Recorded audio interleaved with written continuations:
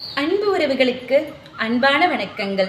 இன்று நம் தரிசனத்திற்காக தென்காசி மாவட்டத்தில் உள்ள பண்புலி எனும் அழகிய கிராமத்தில் அமைந்திருக்கும் திருமலை குமாரசுவாமி ஆலயத்திலுள்ள அஷ்டபத்ம குளத்தை தான். தற்போது இந்த குளம் பூஞ்சுனை என்று அழைக்கப்பட்டு வருகிறது. இந்த குளம் மாமுனி அகத்திய முனிவரால் உருவாக்கப்பட்டது என்றும், இதில் தினந்தோறும் ஒரு தாமரை மலர் பூக்கும். அதை இந்திராதி தேவர்களும் சப்த கன்னியரும் பறித்து முருகனுக்கு சூட்டி வழிபட்டு வந்தனர் என்பது இதன் ஸ்தல வரலாறாகும். மேலும் இந்த குளத்தை சுற்றி கட்டிடம் அமைக்க அன்னை சிவகாமி அம்மையார் சொக்கம்பட்டி ஜமீனோடு இணைந்து இந்த குளத்தை சுற்றி வாஸ்து சாஸ்திர முறைப்படி இறுதியில் கட்டிடம் அமைக்கப்பட்டது.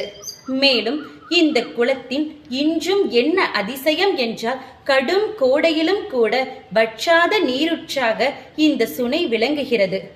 இந்த சுனைக்கு தவறாமல் திருமலை குமாரசுவாமி ஆலயத்திற்கு வந்து தரிசனம் செய்து இந்த சுனையில் அருகில் இருக்கும் சப்த கன்னியரையும் இந்திராதி தேவர்களையும் தவறாமல் வணங்கி வழிபட்டு செல்லுங்கள். நன்றி.